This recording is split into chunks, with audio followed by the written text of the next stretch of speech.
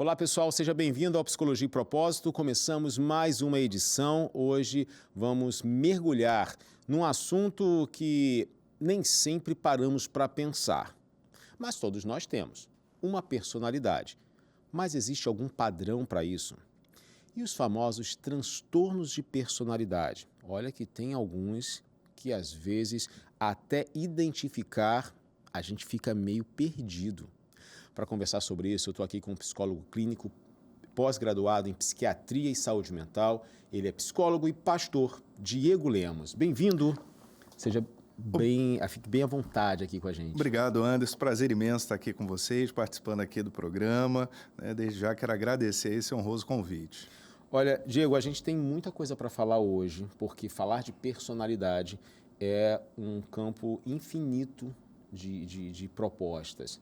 A gente tem a questão da construção da personalidade, a gente tem os transtornos de personalidade e hoje vemos nas clínicas alguns episódios de pacientes com esse transtorno de personalidade, que pode ser borderline, narcisista, pode ser evitativo. Tem alguns que nem sempre são fáceis de diagnosticar e nem sempre as pessoas que possuem esse transtorno elas conseguem alguém para falar assim, olha, existe um transtorno de personalidade aí. Às vezes é taxado como vício, como jeito, como, você é muito explosivo. Só que às vezes não é só uma questão de intenção da pessoa. Às vezes ela é levada àquilo, movida por um transtorno de personalidade. Por isso que é um papo bem infinito aqui que a gente vai tentar traçar nesse nosso episódio do Psicologia e Propósito. Diego, vamos começar aqui com uma das coisas que a gente precisa separar, né? Porque todos nós temos uma personalidade, que não significa que todos nós temos um transtorno de personalidade. Transtorno é algo que talvez saia do desvio do que seria o comum. Como é que dá para diferenciar isso?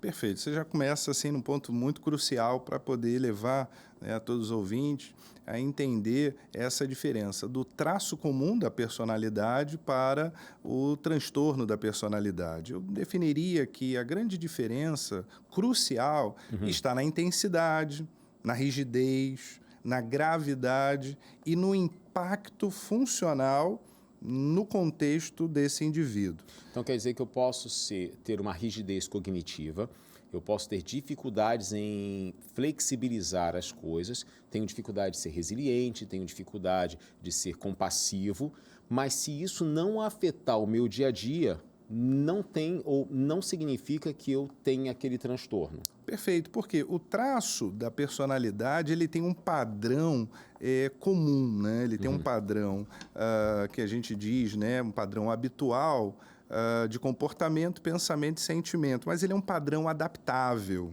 né? Diferente do caso da TP, né, do transtorno de personalidade, que tem aquela tendência, aquele caminho de ser um padrão já que ele não é rígido, ele é inflexível, ele é um padrão que, de certa forma, ele é duradouro. Isso é importante também perceber, que não é apenas algo episódico, que apenas foi manifesto num único momento. Aconteceu algo, a pessoa agiu daquele jeito. Tem um transtorno. Não quer dizer isso. Não quer dizer isso. Então, é necessário acompanhar para poder ver qual é essa duração.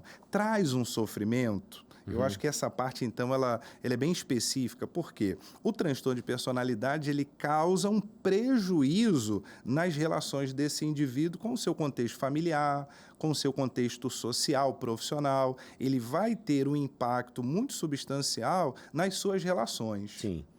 A gente, então, pode, de certa forma, definir a personalidade como o jeito da pessoa. O jeito da pessoa. Ela é aquela pessoa calma. Tem algumas pessoas que são mais agitadas, mas não quer dizer que tenham um problema. Sim. Às vezes elas só são mais agitadas mesmo. E não tem sofrimento por conta daquilo, sempre foi daquele jeito. E também não significa que seja uma pessoa hiperativa ou tenha um TDAH. Sim. Porque hoje em dia está muito comum a gente rotular. Sempre dá uma sigla, né? Sim. E você é assim? É isso. Você é TOD. Você é transtorno de alguma coisa. Gente, a gente precisa primeiro ver o ser humano para depois tentar descobrir se há alguma hipótese diagnóstica para que a gente não venha rotular aquela pessoa e aí acabou. Depois que pega aquele rótulo, às vezes a pessoa até se limita de conseguir combater ou lidar com aquilo. Fala assim, não, eu tenho isso, é isso mesmo. Eu já vi casos de crianças que foram diagnosticadas com TOD, o transtorno opositor desafiante, aquela criança que é muito difícil ouvir um não, que não aceita autoridade, e depois de alguns anos refaz a avaliação neuropsicológica e não detectam o TOD. E aí os responsáveis ficam um pouco desconfortáveis, porque é preferível acreditar que é o TOD e não uma desregulação emocional.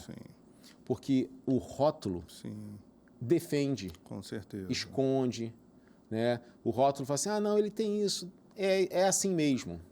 Meio que a gente pode dar um espaço para falar assim, não, a gente não precisa atuar em nada que não vai adiantar, já tem um problema, né? O transtorno de personalidade, como você falou, ele traz esse sofrimento.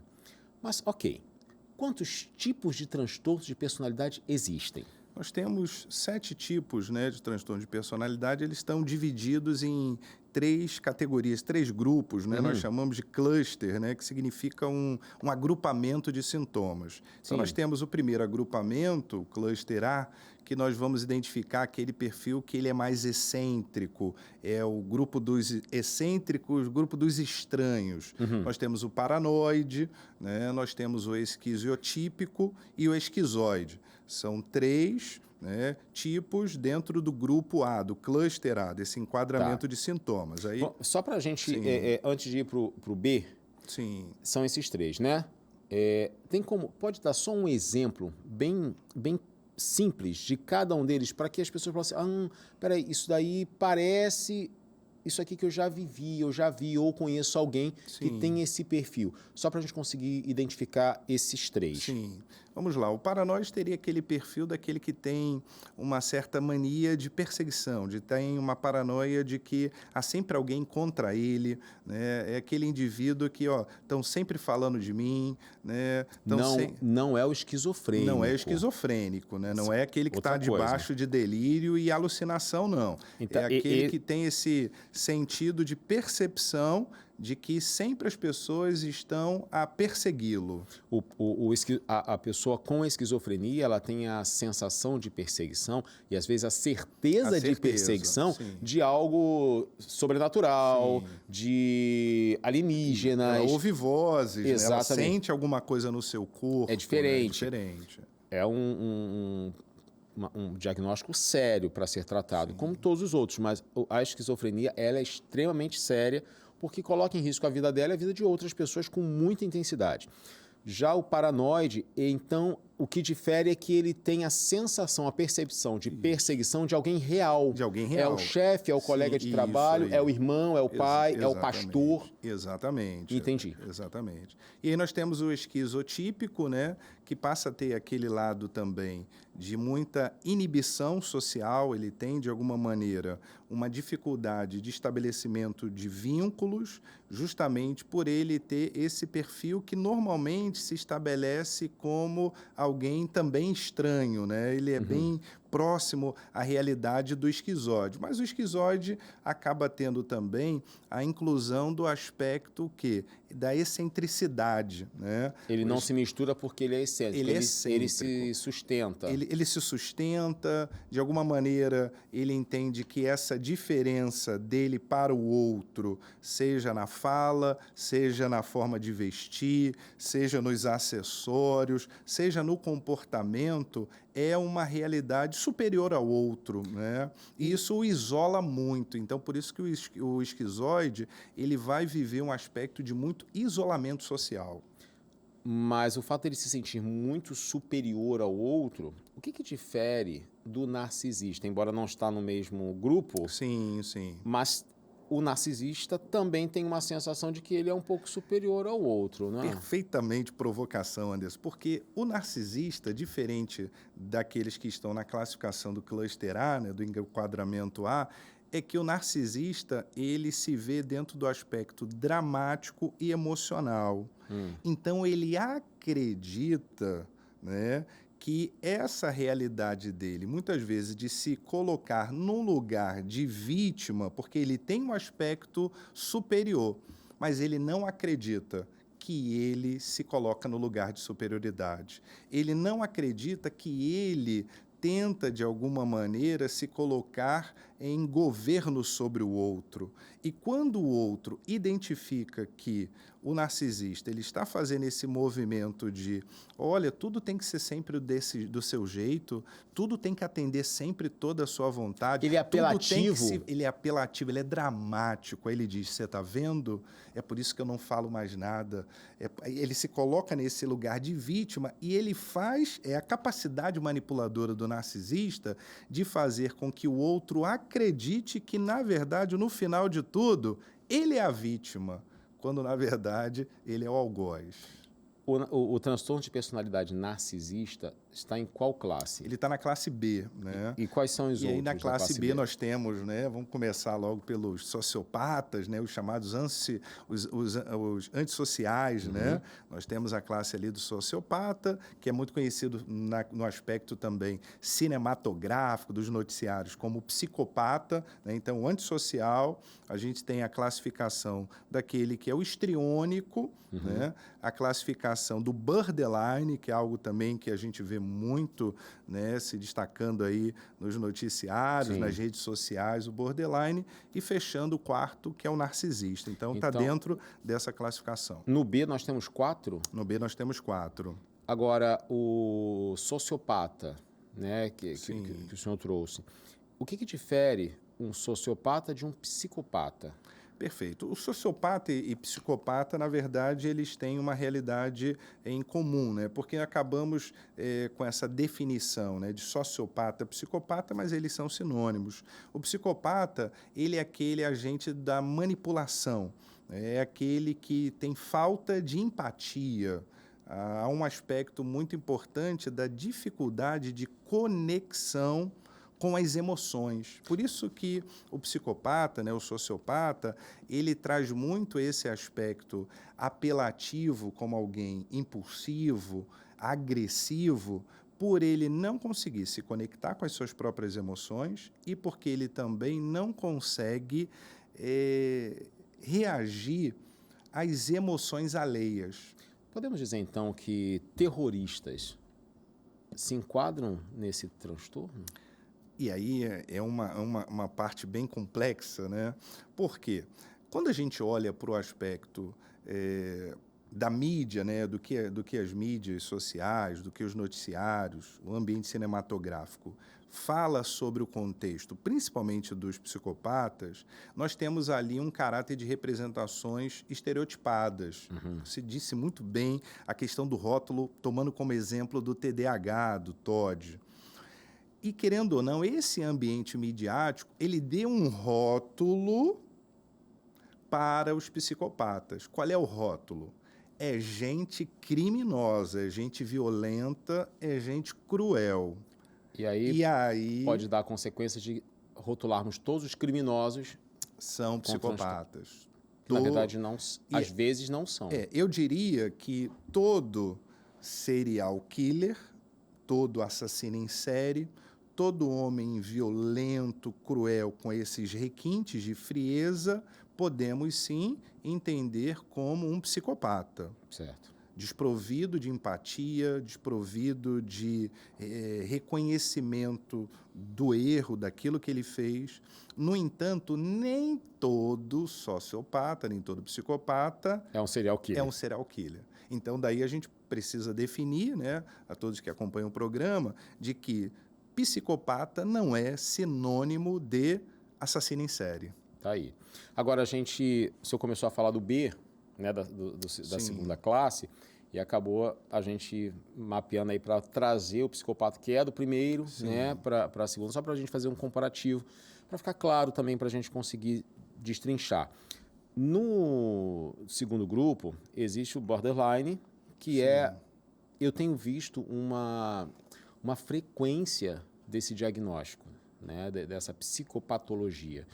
É um transtorno extremamente sério, Perfeito. complexo, que exige muito da pessoa, da família e do terapeuta. Sem dúvida. Eu já tive pacientes border, na verdade ainda tenho, e é um trabalho contínuo, que não encerra com 1 hora de sessão na semana, porque acontecem milhares de coisas entre uma sessão e outra. E aí, o que difere? Quais são as características principais de um borderline? Interessante, tem um livro de uma psiquiatra chamada doutora Ana Beatriz, que ela, nesse livro, falando sobre borderline, ela então classifica dizendo mentes que amam demais. Uhum. Então, o caráter do borderline tem esse caráter passional, né? Tem esse caráter de posse. Né? Intenso também. Intenso. Né? Tudo para o borderline, ele vai ter um caráter sempre com muitos excessos. Né? Então, a tristeza é muito, a tristeza, a alegria é muita. Vai dos extremos, né? O borderline, ele tem essa tendência de caminhar sempre nos extremos, né? Como você muito bem disse. Então, ele vai desde a tristeza profunda, senso de vitimização profunda, à euforia, à alegria, ao sentimento passional daquele amor, daquela paixão. Então, tanto ele se entrega com muita facilidade para, muitas vezes, atentar contra a própria vida, para poder pegar o carro e invadir a casa do namorado, portão da garagem adentro, até também esse movimento de poder olhar e de se reconhecer como necessariamente essa agente de posse sobre a vida do outro. Pois é, o borderline ele traz essa intensidade e que nem sempre a pessoa consegue controlar. O controle inibitório dela tem o freio de mão puxado e tem que parar. E por coincidência, hoje eu estava com um grupo terapia e trouxemos o assunto do borderline com a obesidade. E aí esses extremos, não estou falando que toda pessoa que tem a compulsão alimentar tem a borderline. Uma coisa é uma coisa, outra coisa é outra coisa. O grande boom da questão é quando tem os dois atrelados. Porque ela está muito feliz, ela vai comer demasiadamente, porque ela não vai saber o limite. E ela não consegue perceber esse limite. Né? Isso da mesma forma como da paixão ou da raiva. No momento de raiva, um border, ele não vai, ou tristeza profunda, ele não vai pensar nem sempre em se isolar. É muito comum ele ter ideações suicidas 24 horas por dia. Já vi casos e ouvi casos de border que falou assim, Anderson, estou aqui, mas aqui tem várias opções para eu poder tirar a minha vida que eu estou vendo. Porque eles fazem isso assim. Muita facilidade. Né? É tudo muito intenso. E é um transtorno tão complexo quanto os outros, só que ele é muito evidente, né? Parece que ele está muito constante. E eu percebi, aí eu quero trazer à tona aqui, porque todos esses transtornos têm um gatilho. Do border, você percebe se existe alguma relação com abandono na infância que promove isso? Perfeito. E aí tem uma questão importante dentro desse aspecto familiar, né, do núcleo familiar, do que nós chamamos também de a negação do afeto. Né? Essa negação do afeto, que é algo que normalmente vai acontecer ali na tenra infância, né, no início da infância, e aí dentro da abordagem psicanalítica, né, então a gente vai entender que há uma relação difícil desse paciente com a figura da mãe, com um processo de castração mal realizado pelo pai e que vai abrir nesse campo dessa privação do afeto esse desenvolvimento, né, que, lógico, a gente começa a perceber ali no fechamento da adolescência e no início da vida adulta a extensão desse comportamento. As manifestações começam aí, né? Começam nesse período. Agora você falou sobre a castração do pai. O senhor é da psicanálise, e aí tem uma outra maneira de fazer a leitura do ser humano. A relação mãe e pai com a criança, com o indivíduo, é extremamente estudada, não que as outras abordagens Sim. não vejam isso, Verdade. mas tem uma atenção muito grande para essa relação. Sim. Essa castração do pai é quando o pai faz a separação. Olha, você é filho e não é parte da mãe. Perfeito. Né? E aí, sem isso, acaba se criando Sim. gatilhos para possivelmente até um transtorno de personalidade. Perfeitamente. Ali é uma parte muito sensível, né? E eu diria que é um ponto nevrálgico para que essa criança ali, por volta dos 8 anos de idade, 7 a 9 anos, 10 anos de idade, nesse processo ali, né, na fase que nós chamamos do complexo de Édipo, não acontecendo a castração da maneira devida, essa criança, então, ela pode daí começar a desenvolver transtornos, sejam eles de personalidade, um transtorno distímico, um transtorno de ansiedade, porque ela ainda vai arrastar etapas que não foram por ela superadas, elaboradas. E aí, obviamente, que isso abre um gatilho importante, como exemplo do que você comentou sobre o transtorno de borderline. Porque o transtorno de borderline também ele é muito difícil ser identificado, obviamente, pelo sujeito, pelo ambiente familiar, justamente porque ele sofre de muita sobreposição de sintoma. Então, eu acho que esse é o grande desafio. Você conjugou muito bem quando você disse, ó, é um transtorno complexo. Ah, mas é ansiedade. É ansiedade. Trata o tag. Ela é ciumenta, é ciúme.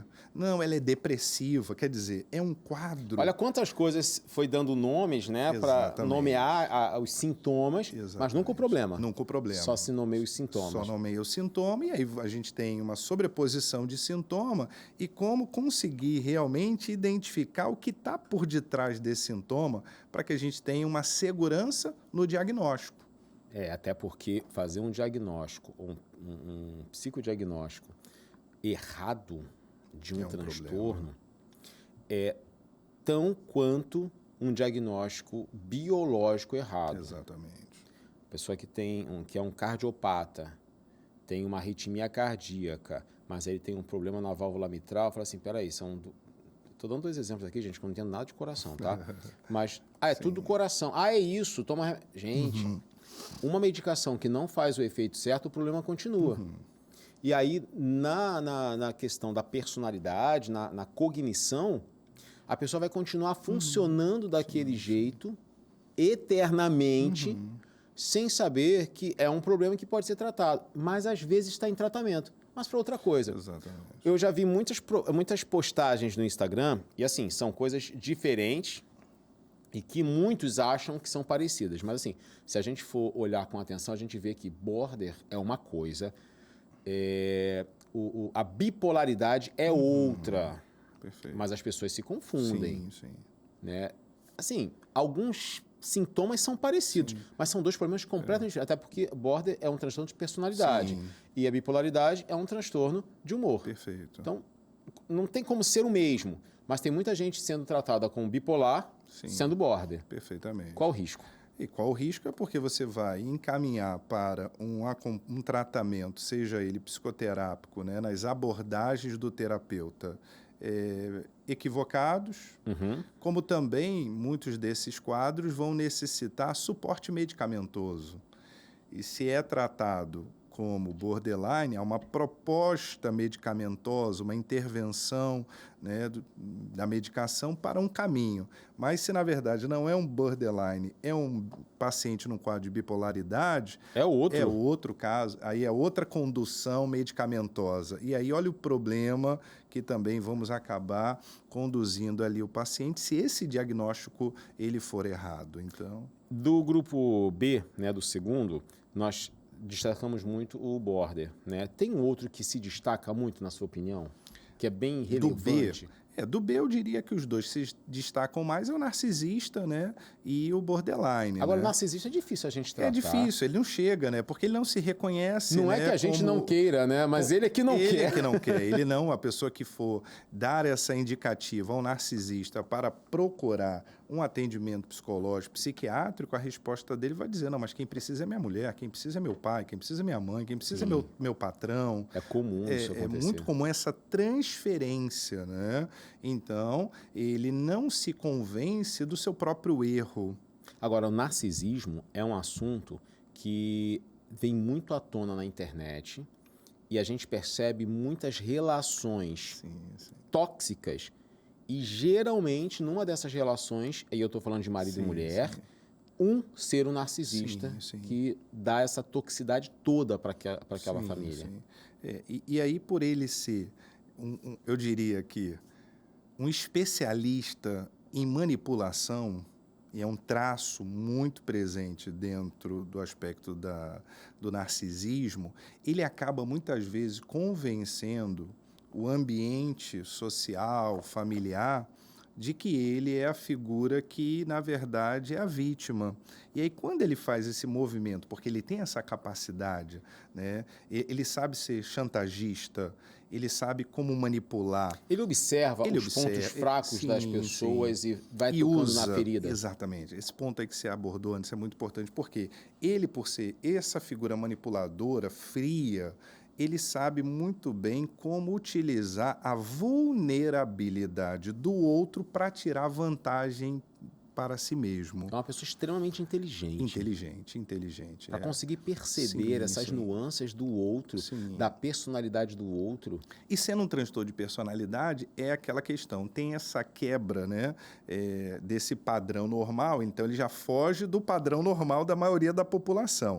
E aí ele já vai se destacar por ter esse olhar desprovido dessa empatia. O narcisista não tem empatia. Nenhuma.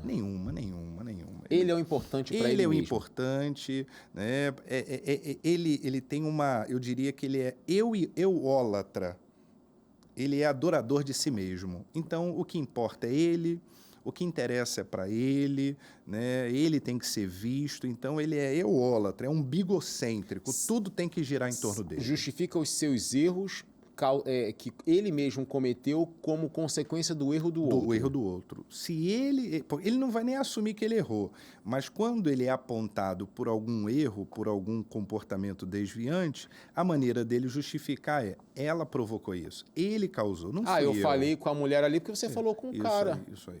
Eu olhei para fulana porque você ficou olhando para o outro. Exatamente. Sempre vai ter uma maneira de manipular a situação a favor dele. Ter um transtorno de personalidade e ter uma personalidade são duas coisas diferentes. Todos nós temos cada um tem a sua personalidade, que é a sua maneira de agir, de ser.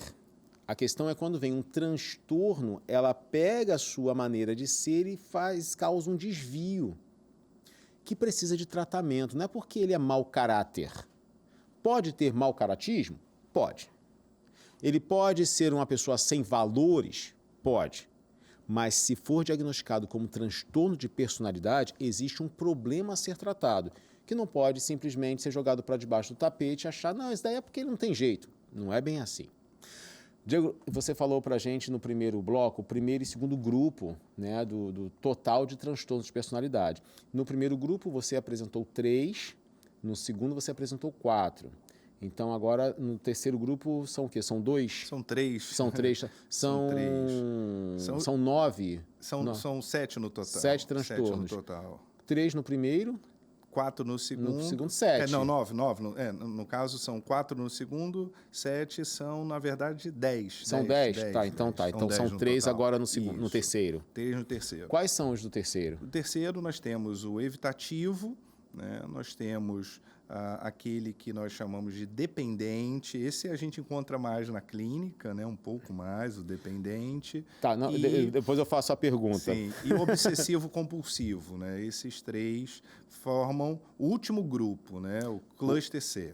O primeiro é o evitativo. O evitativo, a gente pode... Como é que a gente vai diferenciar de um transtorno de personalidade evitativa para uma pessoa que evita confronto para não se expor, para não perder a paz, para ficar na zona de conforto? Porque o evitativo que nós diríamos dentro de um contexto comum, natural, é aquela pessoa que, como você muito bem classificou, ela evita para não criar uma dificuldade ali no aspecto social, na interação junto à família. O evitativo, no campo do transtorno da personalidade, ele não vai fazer isso pontualmente, ele vai fazer isso continuamente. Então, ele acaba se esquivando de tudo. É como se a vida, em todo o tempo, estivesse colocando ele nessa sinuca de bico.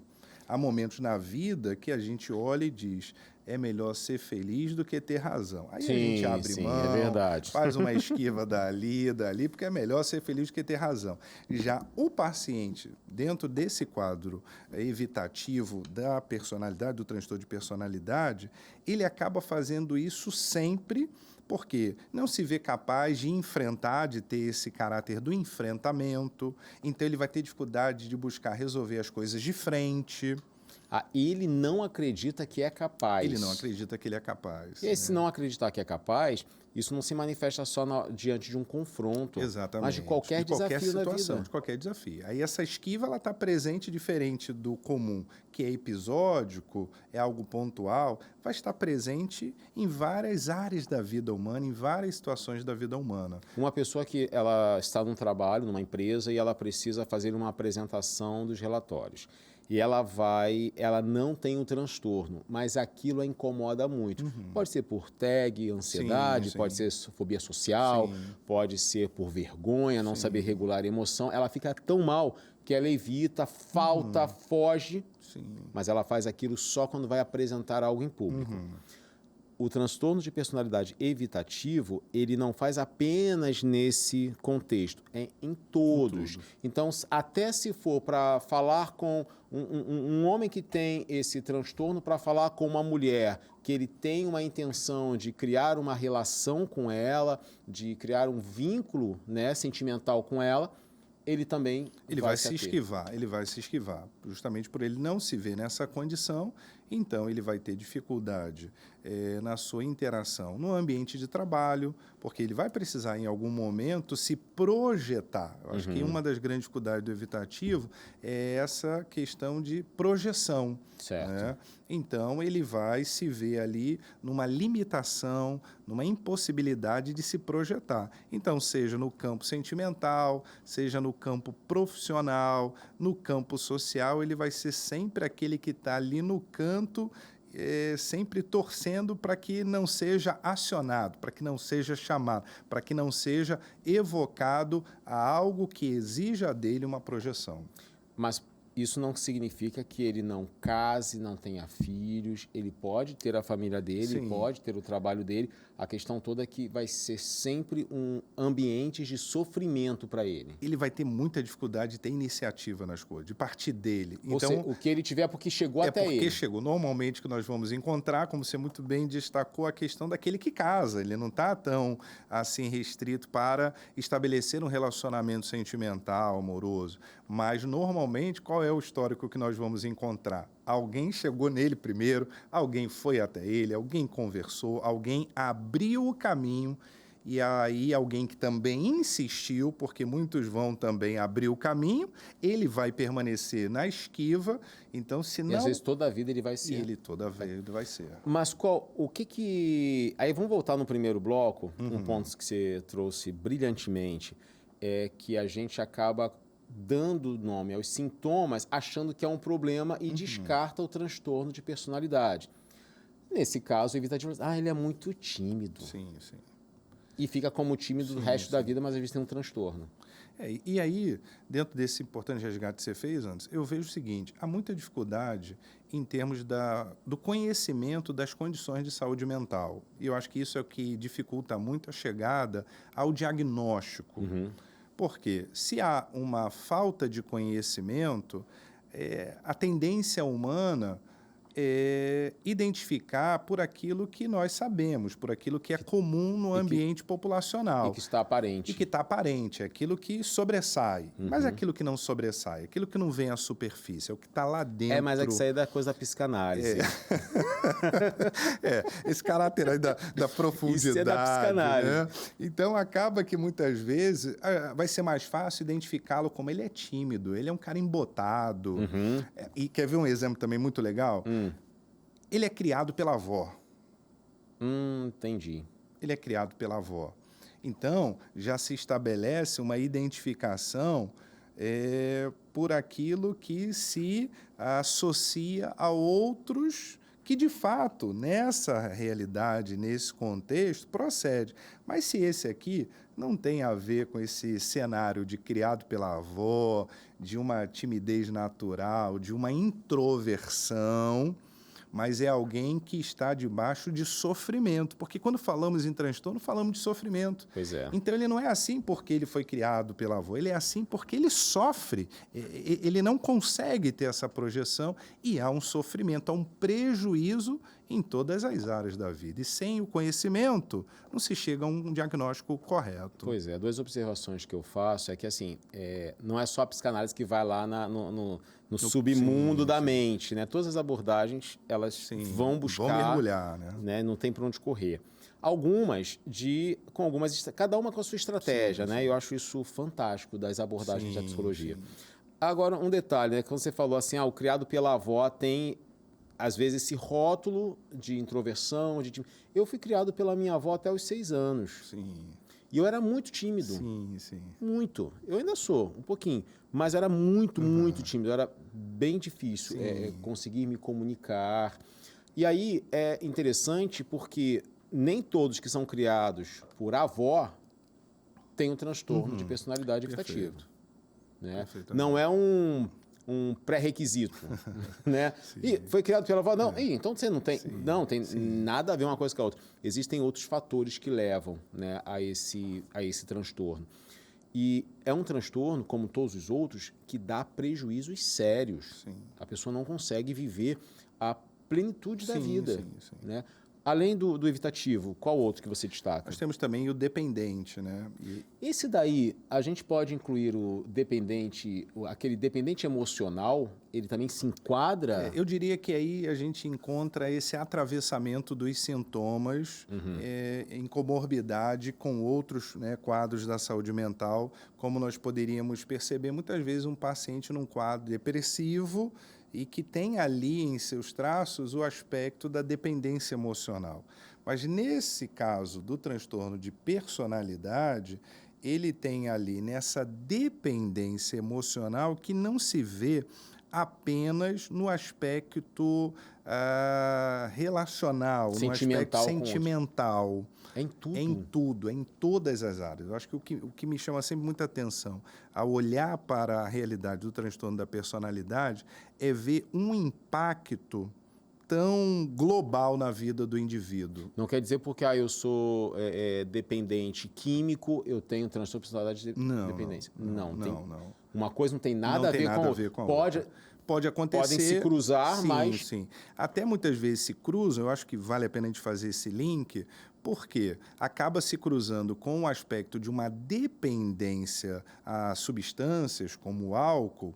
E olha que interessante, numa pesquisa recente da USP, foi identificado que dos 3 grupos de transtorno da personalidade, o segundo grupo é aquele que sofre com maior incidência de consumo de álcool em relação aos outros 2. Ou seja, o terceiro que tem o dependente... Olha aí. Está fora desse ranking. Está abaixo desse ranking. Então, assim, o segundo grupo, que nós temos o narcisista, o borderline, o histriônico e o antissocial, é o grupo que mais é levado para o consumo do álcool. Para a dependência, por conta dos exageros. Por conta dos exageros, pelo aspecto emocional, porque está muito ligado também à necessidade de aliviar essa dor, a preencher esse vazio. E aí um detalhe, gente, que é bem interessante, o vício não é o problema. É verdade. O vício é a estratégia que a pessoa usa para lidar com o problema que nem sempre ela sabe que tem. E aí só com pesquisa, entrevista, observação, terapia, uma equipe de profissionais para ajudá-lo a descobrir. É isso. Foi porque você sofreu uma agressão física e aí isso aqui startou um monte de coisas e agora você tenta compensar. O seu pai saiu de casa, abandonou a família, você... Gente, isso, se fosse assim muito esclarecido, ninguém usaria ou poucas pessoas usariam as drogas, porque já saberia o que tinha que resolver e resolveria. É verdade. Chegaria para o terapeuta e falasse, olha, eu preciso resolver isso. Exato. Seria bom se fosse assim, né? Já sim. chegasse já com ó, o problema que eu preciso resolver é esse aí, meio caminho andado. Mas não, e aí vem com o problema do vício. E aí tem o vício de álcool, jogos. Jogos, está muita evidência. Em questões de promiscuidade. E esse é um vício que, assim, é o remédio que ele usa para lidar com a dor. Sim. Que não quer dizer que o dependente vai usar esse tipo de medicação. Exatamente. O que ele costuma usar? Então, e acaba que também, em dado momento, quando se faz uso da medicação, corre-se o risco também de entrar nesse caminho do vício da própria medicação. Por quê? Muitos desses pacientes nessa condição, eles fazem muita automedicação. Com esse transtorno? Eles são muitas vezes conduzidos também a uma automedicação, por quê? Hoje nós temos, no aspecto da mídia, de um modo geral, muitas informações. Mas antigamente, para você saber que o remédio para isso é esse aqui, ó. Perfeito. Mano, você tinha que... Primeiro você tinha que conseguir a bula. A bula. Quem tinha paciência para ler toda aquela bula? Cara, pior que eu tinha. Eu adoro ler bula de remédio. Porque já começava ali, você vai ali, né, desdobrando, eu leio todas as bulas de remédio que eu compro. Porém, quando a gente não tinha, quem vai emprestar a bula para a gente ler e pesquisar? Hoje em dia, no TikTok, você encontra. Você já encontra, né? Ainda há pouco, né? Falava com uma cooperadora aqui da equipe de vocês, e aí a gente falava justamente sobre os influencers digitais que assumem esse lugar de dar dicas, sugestões. O influencer digital hoje ele é especialista em todos os assuntos. Tudo, né, cara? Impressionante. Impressionante, em todos os assuntos. Você estudou quanto tempo psicologia? 5 anos. A pós-graduação? Mais 2 anos. E tem gente que não fez nada disso e tá ali, dizendo e tá coisa. medicando, e tá dando informação. Então, muitas vezes, chega o paciente num determinado quadro de transtorno mental e ele já diz, não, porque eu procurei lá no Dr. Google, né? Eu fui lá no Google, e o Google disse que tinha que tomar isso, que tinha que fazer aquilo. Eu consegui uma farmácia que me vendeu sem receita. A farmácia que vende o remédio com receituário controlado sem receita. Eu não sei como é que conseguem fazer isso. E aí, quer dizer, a pessoa chega ali num quadro de automedicação, de autodiagnóstico. Não, porque me falaram que eu sou isso. Me falaram que eu tenho isso. Então, todo esse contexto, ele vai, de alguma forma, o quê? Dificultando também o caminho para que esse indivíduo possa ter o diagnóstico devido para ter o tratamento devido. E aí, sem diagnóstico, a situação ela fica muito complicada. Não tem o que fazer. Porque aí eu vejo a seguinte questão. O indivíduo, num quadro de transtorno de personalidade, ele está ali em sofrimento, ele está expondo a família a um sofrimento e ele começa a ter o quê? Intolerância com as suas próprias emoções. Por quê? Ele não entende o que ele está passando. Eu gosto muito de um personagem da Bíblia chamado Davi, que em dado momento ele vai dizer para si mesmo, por que estás abatido, ó minha alma, e por que te perturbas dentro de mim? E ele traz esse questionamento de o que está acontecendo com você. Eu acho muito válido e necessário que, em dado momento, o indivíduo humano faça a reflexão não apenas na chegada de um final de ano. Sim, sim. Né? Quando a gente olha para trás e fala como é que está a vida, o que eu produzi, o que eu construí. Foi ele se perceber. Ele se perceber. Ele não trouxe responsabilidade para a mulher, para Deus, para seus súditos. Ele traz essa autorresponsabilidade. É uma questão de autenticidade, né? De autonomia. O que está acontecendo comigo? Então, se o indivíduo, dentro de um quadro de transtorno, ele não tem ideia da causa do sofrimento, ainda há pouco você disse muito bem sobre essa questão aí de entender a causa, a origem, né? Como Jung diz, figura e fundo, porque o sintoma está aqui, é a figura, é aquilo que aparece, que se destaca, mas por detrás a causa, a origem do sofrimento. E no não reconhecimento... O tópico-chave da Gestalt terapia, né? Figura a fundo, traz isso aí muito à tona. É outra abordagem que a gente acaba trazendo muito desses conhecimentos. E aí você vê só o sintoma, não vê o problema, e aí acaba não conseguindo resolver. Esse foi o do dependente. Qual o terceiro do terceiro grupo? O terceiro é obsessivo-compulsivo. Tem alguma coisa a ver com o toque? Ele tem uma realidade que se atravessa um pouco, não como o quadro total que nós encontramos no transtorno obsessivo-compulsivo, como um espectro da ansiedade, né? Nós vamos identificar o obsessivo-compulsivo dentro daquilo que nós chamamos do espectro do transtorno de ansiedade, como se fosse um galho, né? É porque não basta a ansiedade ser sozinha, exatamente, né? Ela tem que trazer uns cúmplices, né? Uns parceiros. Esse é um problema. Sim. O transtorno obsessivo-compulsivo, ele é um transtorno de ansiedade, né? Tem uma variação, é bem desagradável, assim, tem pensamentos intrusivos, pensamentos persistentes, ruminação constante. Perfeitamente. É conhecido o toque. Gente, o toque não é só questão de estar tudo... Olha aqui para a câmera central. O toque não é questão de estar tudo alinhadinho, certinho, arrumadinho, não, gente. É muito mais do que isso. Porque tem que estar tudo alinhado aqui dentro. E se não tiver aqui dentro, aqui fora, está tudo se explodindo. E aí, tanto que uma das grandes dificuldades e coisas interessantes assim que falaram do toque é que na França ele foi conhecido como uma doença da dúvida. Sim. Se duvida de tudo. Não só porque não fechou a porta, não apagou o fogo, né? Não fechou o gás. Se duvida até de... A pessoa faz um exame. Eu já vi casos de pessoas que fez o exame de HIV, deu negativo, e a pessoa fala assim, eu acho que eu tô. Ela refaz o exame. E agora tem um exame de farmácia. Sim. Né? Eu nem sabia que tinha um exame de farmácia e tem um exame de farmácia. Tem pessoas que, com a hipótese diagnóstica, né, que eu fiz do toque, e ela comprou, fez e guardou. Toda vez que vinha um pensamento, ela ia lá e olhava. Só teve um tracinho. Então, realmente, não tem. 1 dia, 2 dias, 3 dias, 1 semana. Depois de 1 semana, aquele tracinho, o outro já começa a aparecer. Realmente eu tô. E leva para uma outra pessoa e vai fazer um outro exame.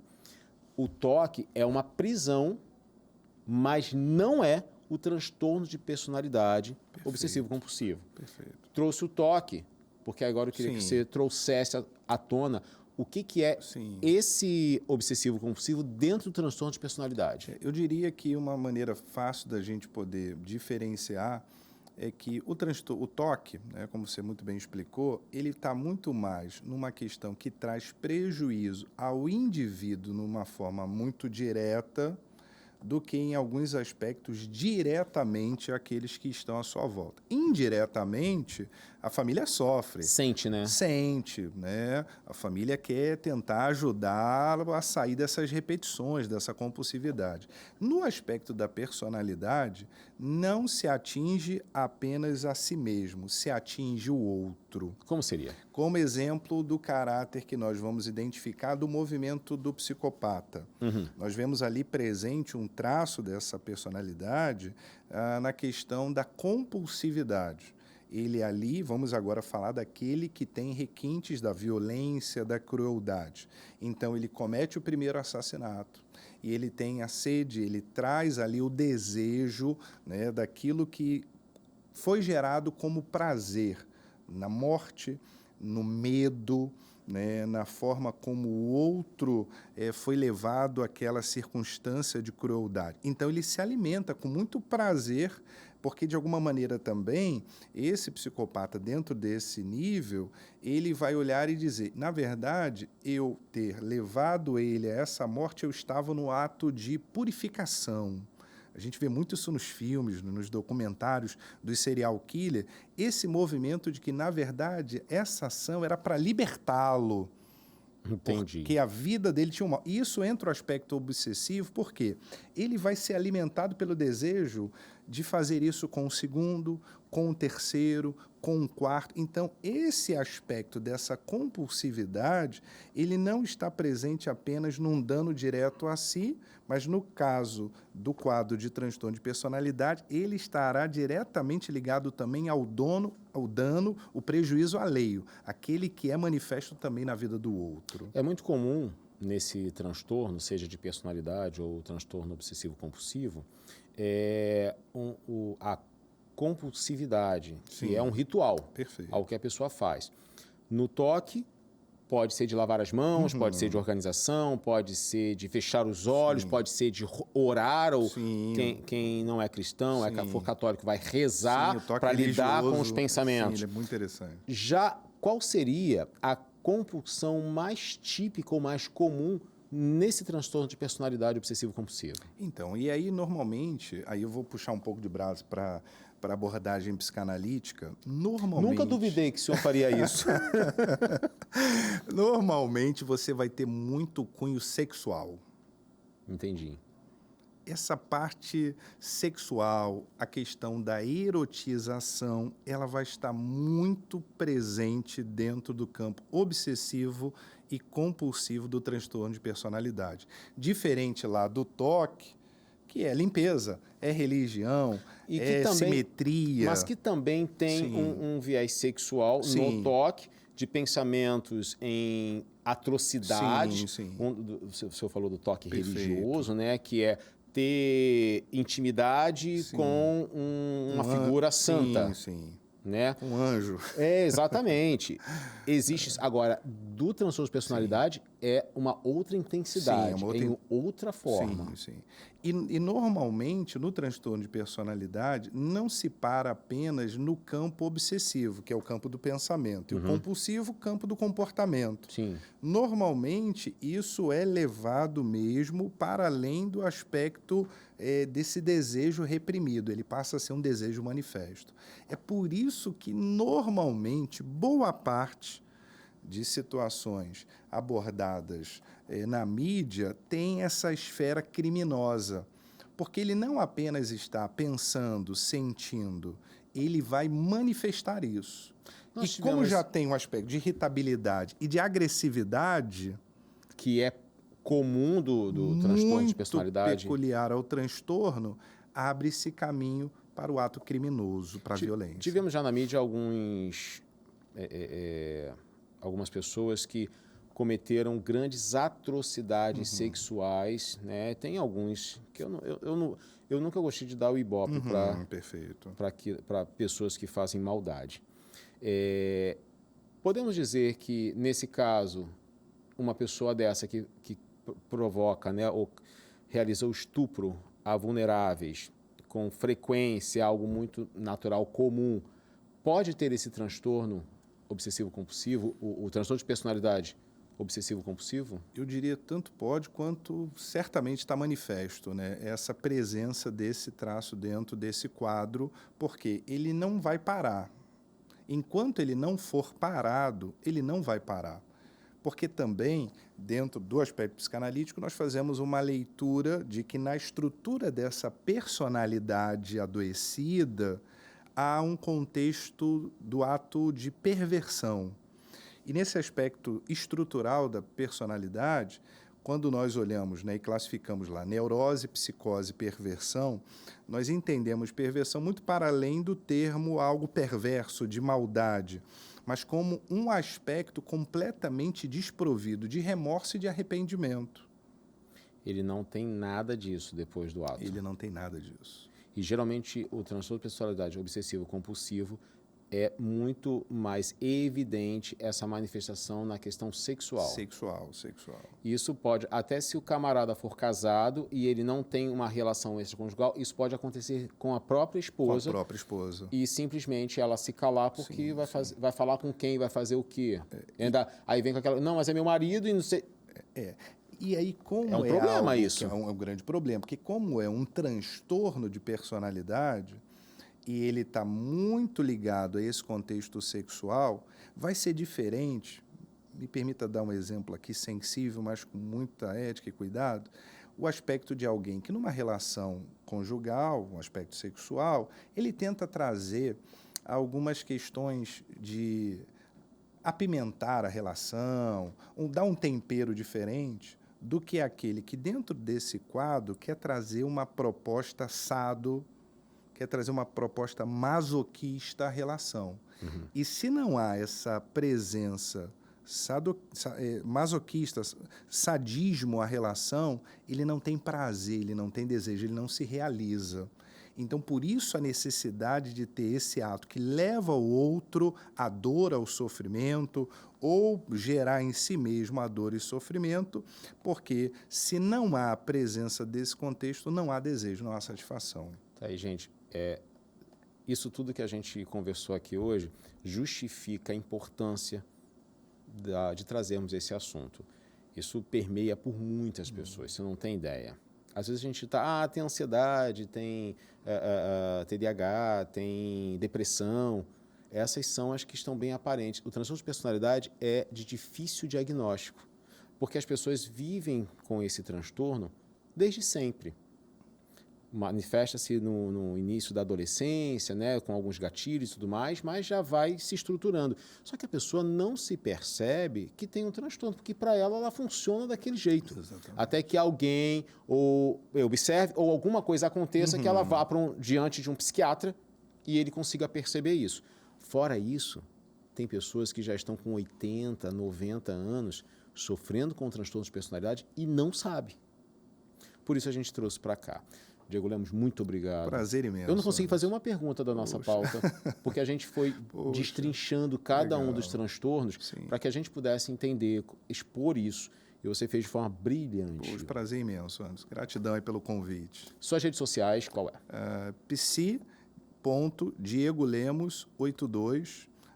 E meu contato, né, ele também é público, né, 21 98920 9859. É o WhatsApp. Perfeito. Diego, muito obrigado. Gratidão. Mais uma vez.